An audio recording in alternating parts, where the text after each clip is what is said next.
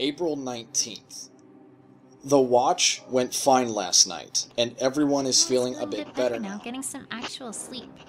I think I finally found something from ghosts, goblins, and ghoulish figures, too. Took a bit of searching, but I found something that seems to match what's happening. Little bit. There's a legend from northern Equestria, back from when the discovered. Some foresters and explorers were supposedly seeing forest. They called them shadow walkers because they would only corner of someone's eye. I know it isn't a lot to go on, and the legend isn't detailed how they do it, but it fits, at least a little. Maybe there's... That would help give me more insight into it. But the whole... Scary stories more than anything concrete? Either... Kept the page marked, along with any others. In case it gets unmarked, it's page 46. Questioning where they come from and what they are. She was misbehaving, like a whiny child that wants to know why she's being given candy. If she listened, she would know. I stole what they learned, but gave them something in return. Here there are 5 pages afterwards that were ripped from the journal as well, but another folded page was found in between the pages. This page was not wrinkled like the previous one, but its writing is in print, like the previous inserted page, and the tears along its side match the first of the removed pages. The same as before, what little I can remember. The alleyway, the candle, but no one came this time. I sat there for hours, watching it flicker and the wax melt and slide down its side. I felt watched, and I could hear them, whispering about me. How long will she last? How much will it take? Will they ever learn? Should they? Could they? Do they even deserve to? I take a deep breath and slowly blow out the candle. The face is there again, and I can see its eyes staring at me, but they're empty, hollow, and black. It smiles as if it's saying that I did the right thing. I feel cold, but it fades as the shadows envelop and shelter me. They're welcoming and warm, and I finally give in, at peace with my mistakes. I'll probably forget again. Why am I remembering now? She never remembers because it was painful, illogical, unacceptable. She couldn't leave them behind. Loyalty isn't her talent, but she clings to it like a lifesaver. Maybe because the other was missing, or maybe because she trusted them. She made a mistake trusting me, but I was not with them in the end. April 21st. Fluttershy broke a lamp earlier. I don't know how it happened, but the rest of us rushed over with some light. She was shivering, probably from the cold, and just staring at the window. It took a bit of work, but we managed to get her attention. She looked a little pale and feverish, so Rarity took her back upstairs to get some medicine and rest. Pinky's still trying to act normal, but I think Rarity is slipping. I saw her crying in the corner earlier. When I asked her about it, she said it was nothing, but I can tell she's worried. Probably about her family or Applejack and Rainbow Dash.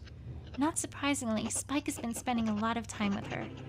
Whenever he talks to me, he sounds so frightened, but every time he's been talking to her, he tries his hardest to act brave. I never expected something like this to make him so much more mature. I know it sounds silly, but I'm proud of him.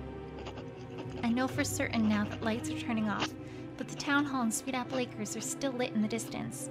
I'm thinking about trying to get to Sweet Apple Acres to talk with Applejack if she's still there. I could teleport from house to house, stay in the light, but I don't want to leave everyone else here, especially if Fluttershy starts getting worse again. They might not even be there. I'll ask Rarity and Pinky what they think tomorrow. For now, I need to stay focused for the watch. I've been reading battle casting and magical self-defense, just in case it comes to that. Maybe it would help me feel like I have some control. April 22nd. I talked to Rarity, Spike, and Pinky about heading to Sweet Apple Acres.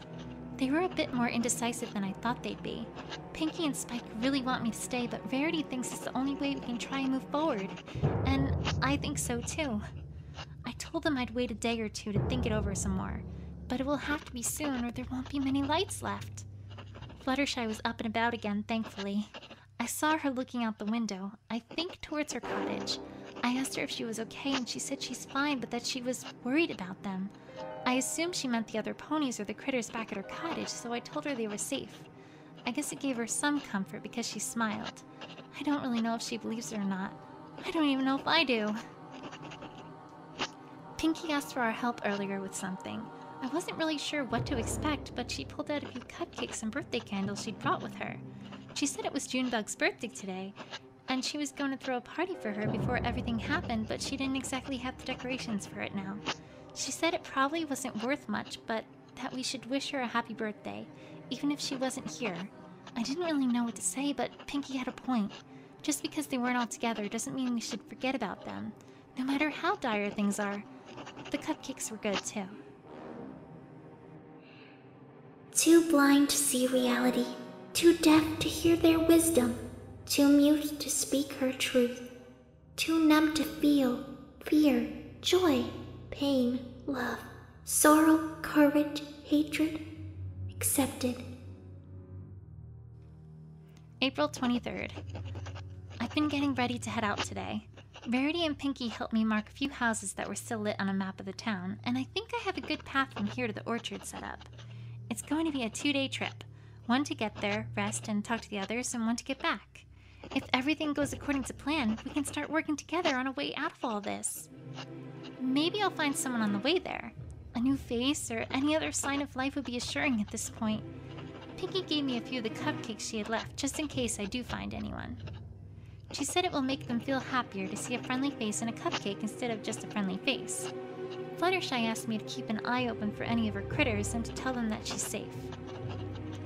Spike didn't say it in front of Rarity, but he still didn't want me to go, or at least go without him. I told him that he'd be safe on my own, and I promised to come back. It was hard not to cry when he started, but I told him to be strong for Rarity, Pinkie, and Fluttershy. I know he promised, but I'm still worried. I hope everything will be alright. April 24th. First 3 houses down. Seems like the route is working so far, but no sign of anyone. No clues of where anyone that might have been here went, but there are supplies scattered all over the place. Maybe I can pick some up on the way home. Another 2 houses down. One had the doors barricaded leading outside into a closet.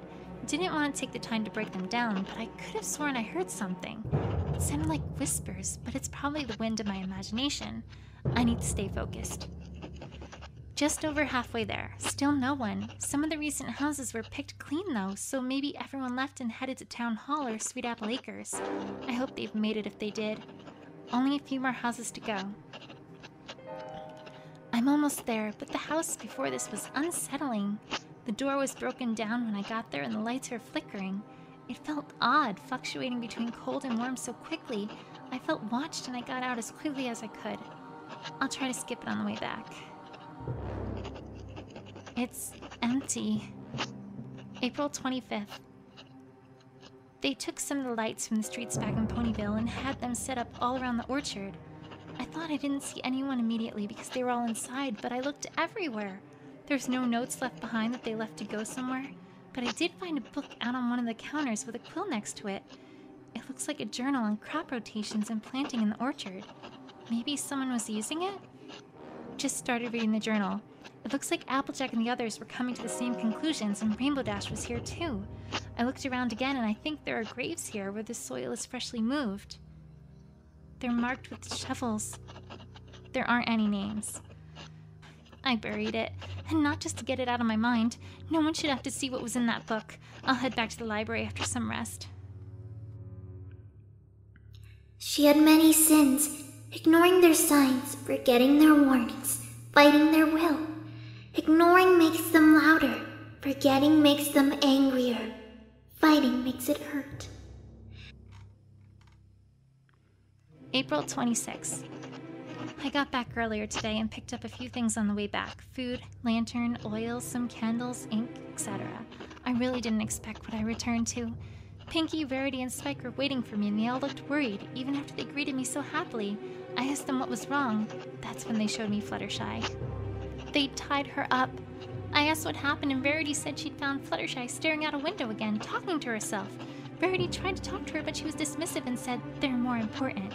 Verity just assumed she was still shaken up all about her critters she left behind, but then she started spending all of her time at the window, muttering to herself.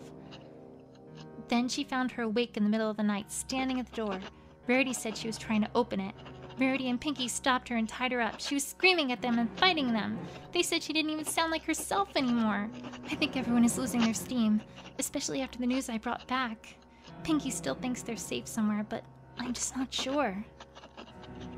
Fluttershy's still yelling about how it isn't fair, how we're keeping her from them, how they chose her and wanted her to come to them, and that what they had shown her was beautiful. Maybe those whispers I heard were real, and they're louder for her. Maybe they're trying to tempt us all to come out. I won't let it happen. I won't let it end like this. I have to find some way out. April 27th. Fluttershy hasn't stopped talking for about 15 hours now. I'm trying to focus on research, but I'm running out of leads. All the information I found before just isn't adding up to any way out of this, and I don't even know if I could defend everyone, or even just myself from what's out there. Verity was trying to keep herself occupied. She found an old sewing machine that was in the basement and just started breaking apart the curtains and some of her other dresses to make something new. She's just running herself ragged to try and forget everything else. Pinky tried to keep Spike away from Fluttershy as much as she could. She could tell he was a little unsettled by her. He's trying so hard to stay brave, even after all of this. I think I'm hearing the whispers again. When I stop reading or writing, they're definitely there, but they're so quiet. Maybe it's just the wind or paranoia getting to me. Maybe I'm just fooling myself. I'm getting weird dreams too, and they're like the ones I thought were pranks before. Did I really forget them? How is that even possible? I pulled one out of the trash since it luckily wasn't thrown out yet, and it's all just too uncanny. Maybe Fluttershy saw them, like the guard. Maybe that's why she didn't hear them. I just wish she would be quiet so that I could rest for just a bit. We tried gagging her, but she just keeps fighting. She bit Spike. I don't even think she's really her, just because that can't be her. How can her body twist like that? I just have to stay awake, only until Rarity is ready. I have to stay focused. I have to stay awake. I won't let this end. I won't give up. I won't lose them. I won't. I won't. I won't. I won't. I won't. I won't. I won't. I won't. I won't. I won't. I won't. I won't. April 28th. Fluttershy is gone. I don't know how, but she's nowhere to be found. No windows are unlocked and the doors aren't unbarred. She just vanished. She took some of the pages from my notebook about the research I found. I can barely even remember where I found it from. And now it's gone. The whispers are louder now and everyone else is hearing them too. I feel like we're being watched. Like there are just eyes just outside the window. I keep seeing shadows at the corner of my eye and the wind rapping against the doors getting stronger. Verity hasn't stopped sewing since she woke up. Pinky keeps trying to tell jokes and Spike is trying his best to laugh without crying. I'm trying to remember and I just can't. I want to say something, but what can I say? I just wish this was a dream and that I could wake up in my bed with the sun shining on my face, but every time I sleep it's that nightmare. That alley, that candle, that face. It's taunting me with that blank stare and that smile. It wants me to give in, but I won't. It wants to break me, but I'm stronger than that. I have my friends still. I have hope still. I have hope. Hope. April 29th. It's getting so hard to keep my eyes open. I'm worried that if I sleep, she'll come back and let them in. We're all worried. Some of the whispers are different. There are friends and family. Some are angry and others are caring. Maybe they're running out of ideas. Maybe they'll give up soon. I have to keep writing. I can't fall asleep. Verity is crying about her parents at Sweetie Belle. They keep calling out to her. They say they miss her and she wants to go to them. I keep telling her it isn't them. I can hear my parents too. I want to believe it isn't them, but they sound so real. Pinky is quiet and calm. Maybe she knows what's coming. Maybe she did the smart thing and gave up. I can hear her praying. I didn't know she prayed.